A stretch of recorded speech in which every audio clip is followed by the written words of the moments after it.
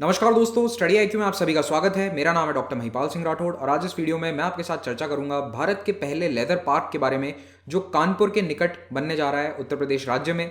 इस पार्क में कितना बड़ा इन्वेस्टमेंट होगा, कहाँ पर एग्जैक्टली ये बन रहा है और लेदर इंडस्ट्री की क्या प्रॉब्लम्स हैं इस वक्त, इन सभी बातों को हम डिस्कस करेंगे इस वीडियो में। अगर आप मुझसे सोशल मीडिया पर जुड़ना चाहते हैं तो मुझे ट्विटर, फेसबुक, इंस्टाग्राम पर महिपाल राठौड़ हैंडल पर फॉलो कर सकते हैं और टेलीग्राम चैनल पर आपको मेरे लेक्चर्स के पीडीएफ डाउनलोड करने को मिल जाएंगे। स्टडी आईक्यू एक स्मार्ट कोर्स लेकर आया है यूपीएससी आईएएस एस्पिरेंट्स के लिए। इस कोर्स की मदद से आप घर बैठकर आईएएस एग्जाम की प्रिपरेशन कर सकते हैं, इस एग्जाम को क्रैक कर सकते हैं और इसमें एक आम वीडियो लेक्चर कोर्स से कहीं बढ़कर फीचर्स आपको देखने को मिलेंगे। ये सभी फीचर्स हमारी ऐप पर उपलब्ध हैं और साथ ही साथ हमारी वेबसाइट studiiq.com पर भी आपको मिल जाएंगे। ये कोर्स अब आप मोबाइल ऐप और साथ ही साथ कंप्यूटर, लैपटॉप पर दोनों पर अवेल कर सकते हैं। इसमें ईएमआई ऑप्शंस भी अवेलेबल हैं। ज़्यादा जानकारी के लिए आप हमारी वेबसाइट विजिट कीजिए। तो कानपुर शहर जो ऑलरेडी लेदर इंडस्ट्री के लिए फेमस है, कानपुर का चमड़ा बहुत फेमस है, आपने सुना होगा, इसके कई प्रोडक्ट्स बनते हैं। तो कानपुर में अब एक नया मेगा लेदर क्लस्टर बनने जा रहा है। तो ये लेदर क्लस्टर को पिछले महीने यानी दिसंबर 2020 में केंद्र सरकार के द्वारा ओके कर दिया गया, उसको सेंटर की नॉड मिल गई यानी अनुमोदित कर दिया गया है इसे केंद्र सरकार के द्वारा। और अब चमड़ा उद्योग को एक काफ़ी बढ़ावा मिलेगा कानपुर सिटी में, कानपुर रीजन में टू बी प्रिसाइज। तो ये एक टिपिकल लेदर प्रोसेसिंग जो फैक्ट्री होती है उसका एक फोटोग्राफ है। हालांकि इसमें बहुत सारे प्रोसेसेस होते हैं, तो ये उनमें से एक है। तो ये मेगा लेदर पार्क बन कहाँ रहा है, इसकी लोकेशन है रमईपुर गांव। रमईपुर कानपुर शहर से कुछ ही किलोमीटर दक्षिण में स्थित है। तो कानपुर शहर है गंगा नदी के किनारे, ये गंगा नदी बह रही है उत्तर प्रदेश में, ये है राजधानी लखनऊ और ये है कानपुर। तो कानपुर शहर जो है ये तो बसा है बिल्कुल गंगा के किनारे, लेकिन रमईपुर जो है ये कुछ किलोमीटर दक्षिण में आप कानपुर के इसको देखेंगे। तो ये रमईपुर गांव है। इस गांव के पास में ये पूरा नया प्रोजेक्ट बनेगा क्योंकि ऑब्वियसली खाली जमीन चाहिए, तो सिटी में तो अब ये प्रोजेक्ट बन नहीं सकता। तो ये क्लस्टर अब कानपुर शहर से कुछ ही किलोमीटर दूरी पर बनेगा। इस प्रोजेक्ट में टोटल इन्वेस्टमेंट होगा 5,850 करोड़ का और इसे मिनिस्ट्री ऑफ कॉमर्स के द्वारा हाल ही में अप्रूव कर दिया गया है। जो लोग पीडीएफ डाउनलोड करते हैं उनकी सहूलियत के लिए ये कानपुर शहर है, मैप में मार्क्ड है। तो इसका एरिया कितना होगा, ये 235 एकड़ में फैला होगा ये पार्क और इसमें अप्रोक्सीमेटली 150 यूनिट होंगी। अभी एग्जैक्टली मुझे नहीं पता कितने यूनिट्स होंगी, लेकिन गवर्नमेंट ने कहा है कि हमारा प्लान ये है कि 150 यूनिट्स यहाँ पर स्थापित करी जाएं। लगभग 150 फैक्ट्रीज या प्रोसेसिंग यूनिट्स स्थापित होंगे। टोटल कॉस्ट है 5850, लगभग 6,000 करोड़ और स्टेट गवर्नमेंट कंट्रीब्यूट करेगी 236 करोड़ रुपए इसके एस्टैब्लिशमेंट के लिए और सेंटर देगा 125 करोड़ इंफ्रास्ट्रक्चर डेवलपमेंट के लिए। तो इस प्रोजेक्ट की घोषणा खुद मुख्यमंत्री योगी आदित्यनाथ के द्वारा करी गई थी और ऐसा इनका कहना था कि प्रोजेक्ट में टोटल इन्वेस्टमेंट आएगा टोटल 13,000 करोड़ के आसपास। तो 13,000 करोड़ का ये पूरा प्रोजेक्ट होने वाला है। ये पार्क एक लेदर प्रोडक्ट्स का हब बनेगा। तो यहाँ केवल लेदर प्रोडक्ट्स बनेंगे नहीं बल्कि उनका पूरा प्रोसेसिंग शुरुआत से जो होता है वो यहाँ पर होगा। तो चाहे अब कोई भी प्रोडक्ट हो जैसे पर्स, जैकेट, शूज़, ये सब यहाँ बनेंगे और उन्हें इंटरनेशनल मार्केट्स में एक्सपोर्ट भी किया जाएगा। अभी भी होता है एक्सपोर्ट, लेकिन यहाँ पर फोकस इस पर भी रहेगा कि एक्सपोर्ट मार्केट्स को कैसे केटर किया जाए। इस पार्क का सबसे बड़ा फायदा देखो क्या है कि अभी कानपुर शहर में ऑलरेडी जो ज़मीनें हैं वो सैचुरेट हो चुकी हैं। सिटी में अब नए यूनिट स्थापित करने के लिए कोई जगह नहीं है और कोई भी लेदर फैक्ट्री जब बनती है, प्रोसेसिंग यूनिट बनती है, तो उसको स्पेस चाहिए।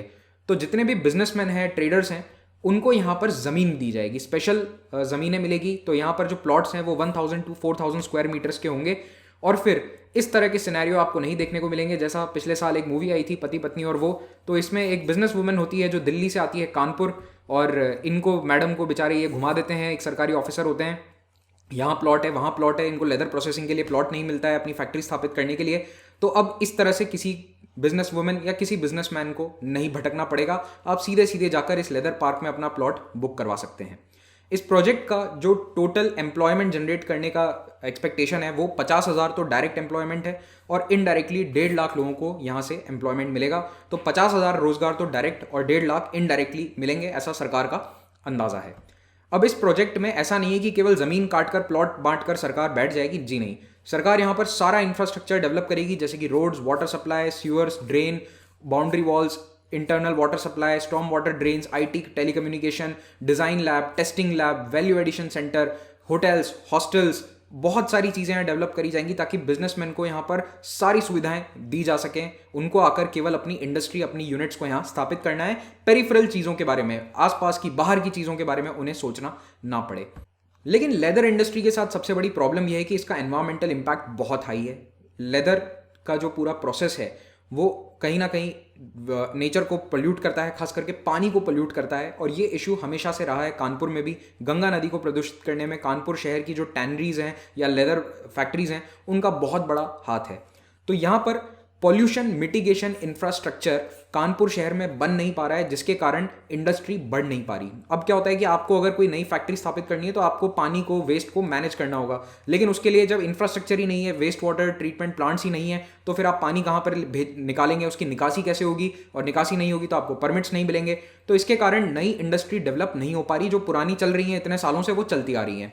2018 में जब कुंभ की तैयारी कर रहे थे तो उस समय गंगा नदी को स्वच्छ रखने के लिए कई सारी टैनरीज को सरकार ने बंद करवा दिया था कुंभ से पहले। 2018 नवंबर दिसंबर की ये बात है। और उस समय ये टैनरीज लगभग 5 महीने तक बंद रही थी, जिससे कि ऑब्वियसली जॉब लॉसेस हुए, लोगों को नुकसान भी हुआ। और उसके बाद से ये जो टैनरी के ओनर्स हैं या फिर ये जो लॉबी है इंडस्ट्री की, ये डिमांड कर रही है कि मॉडर्न सीवेज और एफ्लुएंट ट्रीटमेंट प्लांट्स बनाए जाएं, ताकि जो हमारा पानी है, गंदा पानी, वो हम गंगा नदी में ना बहाएं बल्कि इन ट्रीटमेंट प्लांट्स में बहाया जाएगा। अब ये जो पूरा लेदर इंडस्ट्री का जो एनवायरमेंटल इम्पैक्ट है, उस पर एक बहुत अच्छी डॉक्यूमेंट्री है यूट्यूब पर, आप चाहें तो इसे देख सकते हैं। इसका नाम है द ट्रू कॉस्ट। तो ये यूट्यूब पर अवेलेबल है। अगर आपके पास समय हो तो इसे देखिएगा कि लेदर इंडस्ट्री कैसे एनवायरमेंट को नुकसान पहुंचाती है। तो वैसे इंसान कोई भी काम करे वो प्रकृति को नुकसान तो पहुंचाएगा ही पहुंचाएगा। जहां पर भी हम अननेचुरल प्रोडक्ट्स या कोई भी प्रोडक्ट बनाते हैं, थोड़ा बहुत नुकसान प्रकृति को होता ही है, लेकिन लेदर इंडस्ट्री का एनवायरमेंटल इम्पैक्ट बहुत हाई है। तो ये आप ज़रूर एक बार देखिए अगर समय हो। तो यहाँ पर जो केमिकल्स इस्तेमाल होते हैं लेदर को टैन करने के लिए, वो बायोडिग्रेडेबल नहीं होते और पानी के लिए बहुत ही नुकसानदायक होते हैं। इससे लोकल कम्युनिटीज़ का जो वाटर सोर्स है, वाटर सप्लाईज हैं, वो भी कंटेमिनेट होते हैं। जैसे कि गंगा नदी कंटेमिनेट हो रही है, उस पर करोड़ों लोग पेयजल के लिए, खेती के पानी के लिए निर्भर हैं। और ये जो पूरा प्रोसेस है, इसमें क्या होता है, देखो, लेदर रॉ हाइड यानी चमड़ा आता है, जो जानवर की खाल निकाली जाती है, चमड़ी निकाली जाती है, उसको ट्रीट किया जाता है केमिकल से, पानी से, और उसको इन टैनरीज के अंदर उसे प्रोसेस किया जाता है। उसके ऊपर ये केमिकल्स लगाए जाते हैं और अल्टीमेटली उसको इस रूप में लाया जाता है कि उसको स्टिच करके कोई प्रोडक्ट बनाया जा सके। तो जैसे आप लेदर शूज़ पहनते हैं या लेदर बैग्स का इस्तेमाल करते हैं, तो वो सब अल्टीमेटली कहाँ से आता है, किसी ना किसी जानवर की चमड़ी से। लेकिन वो चमड़ी डायरेक्टली यूज़ नहीं होती है, उसको बहुत सारे प्रोसेस से निकलना पड़ता है, तब जाकर वो इस तरह का लेदर बन पाता है। लेकिन इसमें कई तरह के केमिकल्स इस्तेमाल होते हैं जो पानी को पोल्यूट करते हैं, हवा को पोल्यूट करते हैं, और इसमें सॉलिड वेस्ट भी जनरेट होता है। जी हाँ, लेदर इंडस्ट्री में बहुत सॉलिड वेस्ट भी जनरेट होता है। तो अगर आप परसेंटेज शेयर देखेंगे हर प्रोसेस का, तो टैनिंग प्रोसेस 35%, पोस्ट टैनिंग 3% और फिनिशिंग बहुत ही कम, और जो हाउस ऑपरेशंस हैं वो 62% के आसपास सॉलिड वेस्ट जनरेट करते हैं। इस प्रोसेस में जो केमिकल्स इस्तेमाल होते हैं वो मोस्टली मिनरल सॉल्ट होते हैं। एक बहुत हार्मफुल केमिकल है फॉर्मेल्डिहाइड, कोल टार डेरिवेटिव्स और कई प्रकार के ऑयल्स, डाइज और फिनिशर्स। मेनली ये फॉर्मेल्डिहाइड बहुत नुकसानदायक होता है और जो कोल टार डेरिवेटिव्स हैं ये बहुत नुकसानदायक होते हैं। अब ये जो नया कानपुर लेदर पार्क बन रहा है, यहाँ पर एक एफ्लुएंट ट्रीटमेंट प्लांट बनाया जाएगा ताकि इन सभी समस्याओं को सॉल्व किया जा सके। इसकी कैपेसिटी होगी 20 मिलियन लीटर्स पर डे, और ये गंगा नदी में पॉल्यूशन होने से रोकेगा। अब गंगा नदी के पॉल्यूशन के अलावा एक और इशू है लेदर इंडस्ट्री का, जो अक्सर न्यूज़ में इतना नहीं रहता है। एटलीस्ट जो लोग इंडस्ट्री के बाहर हैं उनको शायद ये मालूम नहीं होगी, लेकिन लेदर इंडस्ट्री में काम करने वाले लोगों को बहुत नुकसान होता है स्किन पर। It is very harmful for human beings as well. ये जो केमिकल्स हैं ये स्किन में वैरायटी ऑफ प्रॉब्लम्स करते हैं, तो आइज़ के इश्यूज़, लंग्स के, लेकिन सबसे ज़्यादा स्किन इन्फेक्शंस और स्किन से रिलेटेड डिजीजेस देखी जाती है लेदर वर्कर्स में। तो इसका अभी तक कोई तोड़ नहीं है। तो with better equipment, with better PPE यानी पर्सनल प्रोटेक्टिव इक्विपमेंट, ये प्रॉब्लम सॉल्व करी जा सकती है। तो इसी के साथ ये लेक्चर समाप्त होता है। Thank you very much for watching this. Have a great day.